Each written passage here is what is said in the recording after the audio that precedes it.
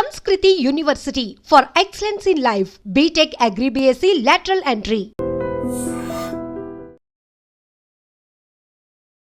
Namaste, welcome to iDream Talking Point with Kavita.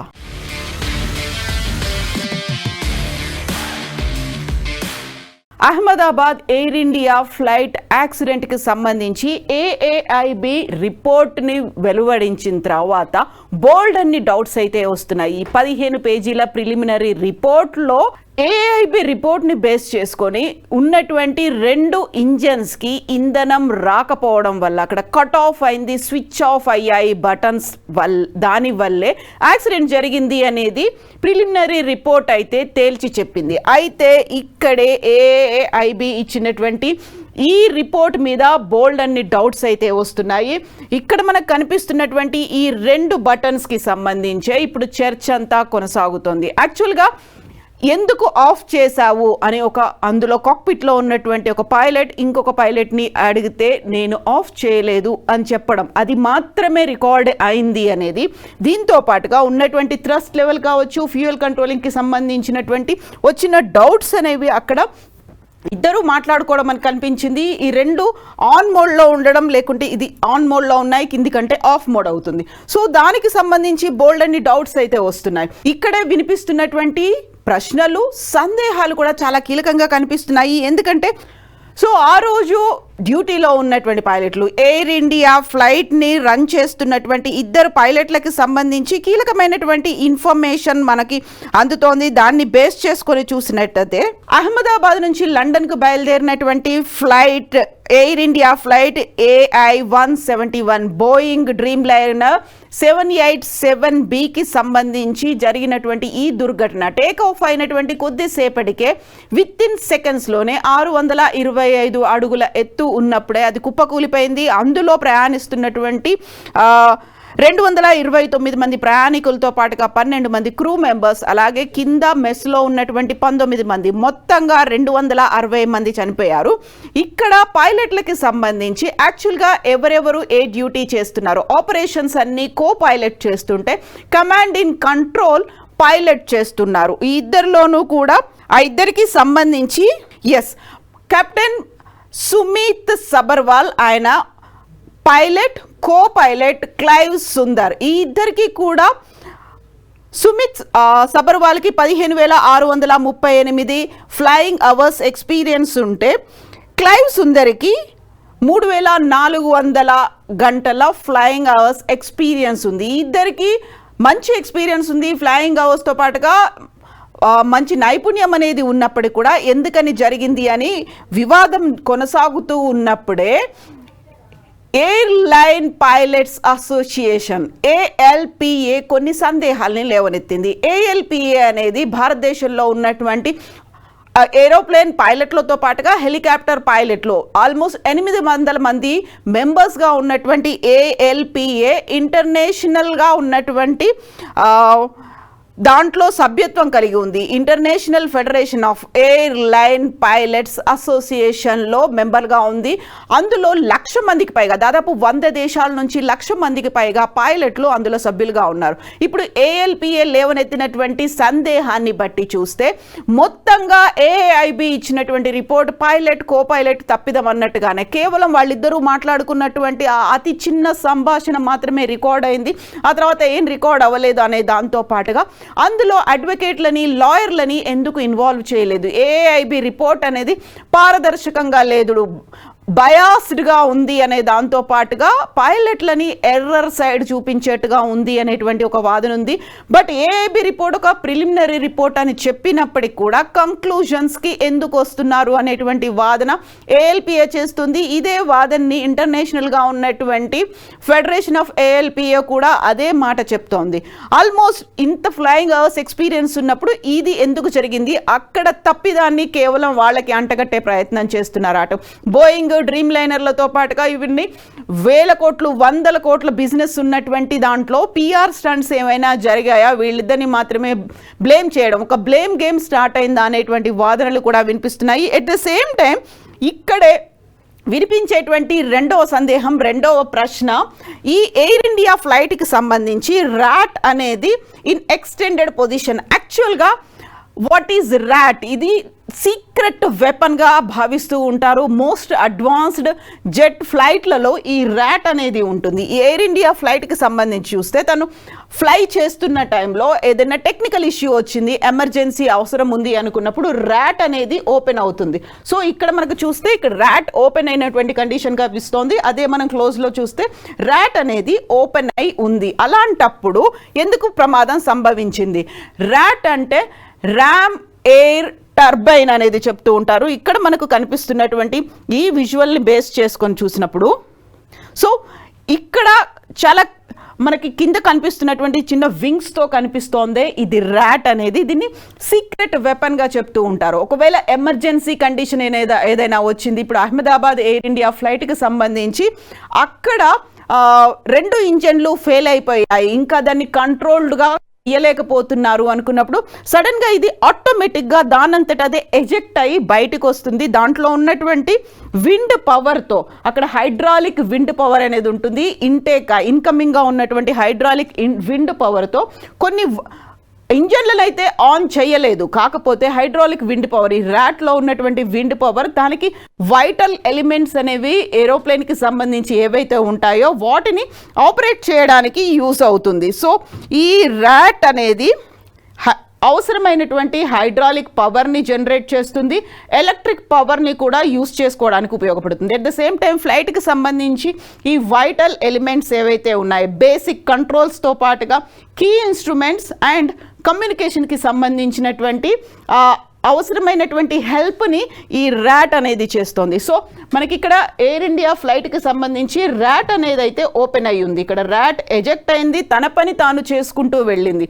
అంటే AIB report కూడా చెప్తున్న దాన్ని బట్టి చూస్తే కరెక్ట్గా 2 ఇంజన్లు ఆఫ్ అయిపోయాయి. విత్ ఇన్ ఏ సెకండ్లో, ఒకే ఒక్క సెకండ్లో ఒక ఇంజన్ మళ్ళీ రీలోడ్ అవ్వడం స్టార్ట్ అయిపోయింది. రెండో ఇంజన్ మాత్రం ఆపరేట్ చేయకుండా అలాగే స్విచ్ ఆఫ్లో ఉండిపోయింది. అంటే చేయాల్సినటువంటి పనిని అక్కడ పైలట్లైనా చేసి ఉంటారు, లేకుంటే అవసరమైనటువంటి సహాయ సహకారాలని ర్యాట్ అయినా ఇచ్చి ఉంటుంది. సో ఇక్కడ హైడ్రాలిక్ పవర్తో ఇవి ఆపరేట్ చేస్తూ ఉంటాయి.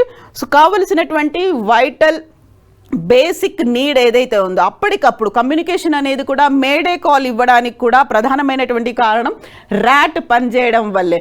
సో వ్యూవర్స్కి గుర్తుండే ఉంటుంది, పైలట్ల దగ్గర నుంచి ఏటీసీకి 3 సార్లు మేడే మేడే మేడే అనేటువంటి ఒక వాయిస్ అనేది అయితే వినిపించింది. దానికి ప్రధానమైనటువంటి కారణం ర్యాట్ తన పని తాను చేసుకుంటూ వెళ్ళడమే. అయితే ఈ అతి పెద్దదైనటువంటి విమానాన్ని రక్షించే పని మాత్రం అది చేయలేకపోయింది. ప్రాపర్గా అయితే ఇంజన్ స్విచ్ ఆఫ్ అయిపోయిన తర్వాత మాన్యువల్గా దాన్ని మళ్ళీ ఆన్ చేసే ప్రయత్నాలు ఏవో జరిగి ఉంటాయి. దానికి కావలసినటువంటి అతి చిన్నదైనటువంటి ఒక హెల్ప్ని ర్యాట్ కూడా చేసే ప్రయత్నం మొదలుపెట్టింది. అయినప్పటికీ ర్యాట్ ఉన్నప్పటికీ కూడా తన పని తాను చేస్తూ వెళ్ళినప్పటికీ కూడా అంత తక్కువ లోనే 625 అడుగుల ఎత్తు ఉన్నప్పుడే విమానం ఎలా కూలిపోయింది అనే దాంతో పాటుగా సో ఈ ఉన్నటువంటి ఈ క్వశ్చన్స్ అన్నిటినీ ఏఎల్పిఏ లేవనెత్తుతోంది. సో విమానయాన శాఖ కూడా ఒక కంక్లూషన్కి రావద్దు ఏఐబి ఇచ్చినటువంటి రిపోర్ట్ని బేస్ చేసుకొని అని చెప్పినప్పటికి కూడా మొత్తం అంతా బ్లేమ్ని 2 పైలట్లకే అంటగట్టే ప్రయత్నం ఏమైనా జరుగుతుందా అనే వాదన. సో ఇక్కడే ఇంకొక కీలకమైనటువంటి వాదన కూడా వినిపిస్తోంది. ఫెడరల్ ఏవియేషన్ అడ్మినిస్ట్రేషన్ యుఎస్కి చెందినటువంటి FAA 2018లోనే కొన్ని మార్గదర్శకాలని రిలీజ్ చేసింది. ఇది అతి భారీగా ఉన్నటువంటి జెట్లు కావచ్చు, ఇలాంటి డ్రీమ్ లైనర్లు, బోయింగ్లు, వీటన్నిటిలో కూడా ఈ బటన్స్కి సంబంధించి మనం ఇంతకుముందు మాట్లాడుకున్నట్టుగా ఇంజన్ బటన్స్కి సంబంధించి రెగ్యులర్గా చెక్స్ అనేవి ఉండాలి అనే మాట 2018 నుంచి ప్రతి కంపెనీకి అది పంపిస్తోంది. ఏవియేషన్కి చెందినటువంటి విమానాలను తయారు చేయడంతో పాటుగా విమానయాన రంగంలో ఉపయోగపడుతుంది, ప్రయాణికుల కోసం ఉపయోగపడుతున్నటువంటి ప్రతి ఏరోప్లేన్ కంపెనీకి కూడా FAA 2018 నుంచి పంపిస్తోంది. సో జూన్ 12న యాక్సిడెంట్ జరిగింది అహ్మదాబాద్ ఎయిర్ క్రాఫ్ట్కి. అక్కడ బయలుదేరినటువంటి కొద్ది సెకండ్స్లోనే, ఆల్మోస్ట్ 30 సెకండ్లలోనే ఈ ప్రమాదం జరిగింది. కాబట్టి జూన్ 11న కూడా FAA ఇలాంటి కంటిన్యూస్గా చెక్ చేసుకోవాలి అనే ఒక మెసేజ్ని ప్రతి ఏవియేషన్ ఆర్గనైజేషన్కి పంపిస్తూ వస్తోంది. కాబట్టి ఆ మెసేజ్ ఎయిర్ ఇండియాకు కూడా వచ్చింది, రెగ్యులర్గా మీరు బటన్లని చెక్ చేసుకుంటూ ఉండండి అని. సో ఇప్పుడు ఈ ఫ్లైట్కి సంబంధించి 2019లో కూడా అండ్ 2023లో కూడా ఈ బటన్లని రీప్లేస్ కూడా చేశారు. మాన్యువల్గా దాన్ని చెక్ చేసి చూడడంలో భాగంగా బటన్స్ పాతవైపోయాయి అనే ఉద్దేశంతో ఇంజన్స్కి సంబంధించినటువంటి ఈ 2 బటన్లని 2019లో 2023లో కూడా చేంజ్ చేసినప్పటికీ FAA ఇచ్చినటువంటి ఆ కాషన్ని, FAA చెప్పినటువంటి ఒక సజెషన్ని ఎయిర్ ఇండియా పాటించలేదు. ఎందుకంటే అది మ్యాండేటరీ కాదు అనేటువంటి ఒక భావన, మీరు రెగ్యులర్గా చెక్ చేయాలి అనే మాట ఒక చెప్పినప్పటికి కూడా ఎయిర్ ఇండియా దాన్ని ఫాలో అవ్వలేదు. ఒకవేళ అదే కనుక అయ్యి ఉంటే, ఎందుకంటే జూన్ 11నే ఒక మెసేజ్, కంటిన్యూస్గా మెసేజ్లు అనేవి 2018 నుంచి FAA పంపిస్తోంది కాబట్టి 11న కూడా వచ్చాయి కదా. సో 11న కనుక చెక్ చేసి ఉంటే జూన్ 12న ఈ ప్రమాదం జరగకపోయి ఉండేది అనేటువంటి ఇంకొక వాదన కూడా వినిపిస్తోంది. సో అక్కడ అలసత్వం కనిపించిందా, నిర్లక్ష్యం ఉందా, లేకపోతే ఏదైనా ఒత్తిడికి లోన్ అవుతున్నారా? ఎందుకంటే బోయింగ్ అనేది ప్రపంచవ్యాప్తంగా అన్ని దేశాల్లోనూ తన ఎయిర్ క్రాఫ్ట్లని ఉంచింది. At the same time dream liner కంపెనీలు, బోయింగ్లు, ఎయిర్ ఇండియాలు, వీటన్నిటి కూడా టర్న్ ఓవర్స్ కూడా చాలా లక్షలు వేల కోట్లల్లోనే ఉంటాయి. కాబట్టి బ్లేమ్ గేమ్ని ఇద్దరు పైలట్ల మీదనే వేసే ఉద్దేశం ఏదైనా కనిపిస్తుందా? ఇవే అనుమానాలు వ్యక్తం అవుతున్నాయి. సో ర్యాట్ కూడా తన వర్క్ తను చేసుకుంటూ వెళ్ళింది. అది ఎందుకు తన పని తను చేసినప్పటికి కూడా అంత కెపాసిటీతో ఇన్ని టన్నుల విమానాన్ని ఆపలేకపోయిందా, లేకుంటే సరైనటువంటి కమ్యూనికేషన్ని ATC తీసుకోలేదా? ఇవన్నీ డౌట్స్తో పాటుగా పైలట్ల కంటగట్టే ప్రయత్నం చేస్తున్నారా, లేకుంటే FAA ఇచ్చినటువంటి మాన్యువల్ ఏదైతే ఉందో, తన గైడ్ లైన్స్ ఏదైతే ఉందో ఫాలో అవ్వలేదా? సో ఇప్పటికైతే AAIB ప్రమాదం జరిగినటువంటి 30 రోజుల్లోనే నివేదికను సమర్పించాలి కాబట్టి వెబ్సైట్లోనే అయితే 15 పేజీల రిపోర్ట్ని ఉంచింది. బట్ వస్తున్నటువంటి ఈ డౌట్లని బేస్ చేసుకుంటే సో AAIB అయితే 15 పేజీల రిపోర్ట్ని 30 రోజుల్లోపు, ప్రమాదం జరిగిన 30 రోజుల్లోపు ఉంచాలి కాబట్టి వెబ్సైట్లో అయితే ఉంచింది. బట్ ఇక్కడ చెప్తున్న దాని వివరాలని బట్టి అయితే అది పార్షియల్గా ఉంది, పారదర్శకత లోపించింది అనే ఒక మాట. సో AAIB ఏవియేషన్ అకాడమీ అయితే ఒక 5 మందితో దీన్ని ఏర్పాటు చేసింది. దాంట్లో కావలసినటువంటి ఎక్స్పర్ట్స్ ఉన్నారు, ఇంక్లూడింగ్ సైకాలజిస్టుల దగ్గర నుంచి ప్రతి ఒక్కరూ దీంట్లో AAIB రిపోర్ట్కి సంబంధించినటువంటి ప్రిలిమినరీ ఇన్వెస్టిగేషన్లో పాలు పంచుకున్నారు. అయినప్పటికీ కూడా ఉన్నటువంటి సందేహాల్ని తీర్చాల్సినటువంటి అవసరం ఉంది. ప్రమాదం జరిగిన వెంటనే మా అంతటా మేముగా మా దగ్గర ఉన్నటువంటి కొంతమంది ఎక్స్పర్ట్స్ని, టెక్నీషియన్స్ని కూడా మా హెల్ప్ తీసుకోండి అనే మాట మేము చెప్పాము అంటూ aeroplane line pilots association ALPA అయితే చెప్పినప్పటికి కూడా, ఎయిర్లైన్ పైలట్స్ అసోసియేషన్ చెప్పినప్పటికి కూడా ఫాలో అవ్వలేదు అనే మాట ALPA నుంచి వస్తుంది. వాళ్ళు ఇప్పుడు వైమానిక శాఖ మంత్రిని కూడా కలిసే ప్లాన్లో ఉన్నారు. దీనికి తోడు ఇప్పుడు ప్రపంచవ్యాప్తంగా ఉన్నటువంటి ఎయిర్లైన్ పైలట్స్ అసోసియేషన్ కూడా సంఘీభావం ప్రకటించింది.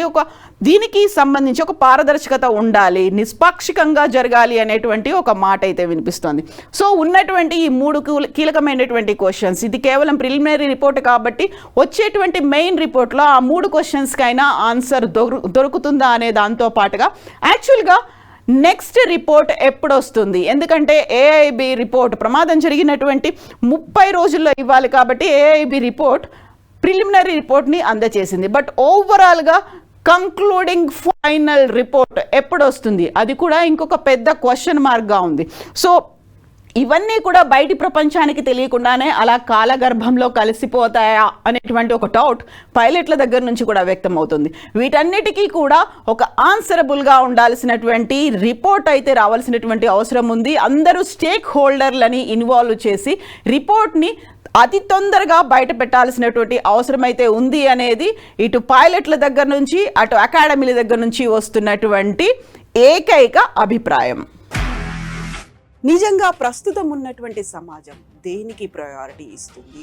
ఆర్థిక సంబంధాల చుట్టూ మాత్రమే తిరుగుతుంది. మళ్ళీ ఎన్నికలంగానే చాలా విరక్తి కలుగుతాం. మంచి అనిపిస్తుంది కదా, లేడీస్ కూడా ఛాలెంజింగ్ జాబ్స్ చేసినప్పుడు చాలా బాగుంటది. ట్రాఫిక్ అసిస్టెంట్స్ గా నియమించిన ట్రాన్స్జెండర్స్ అందరితో సాల్యూట్ చేయించుకుంటున్నారు. ఫుడ్ డెలివరీ ఇవ్వటానికి వెళ్ళినటువంటి డెలివరీ బాయ్ అనిల్ పై కళ్ళ ముందు పెళ్ళండి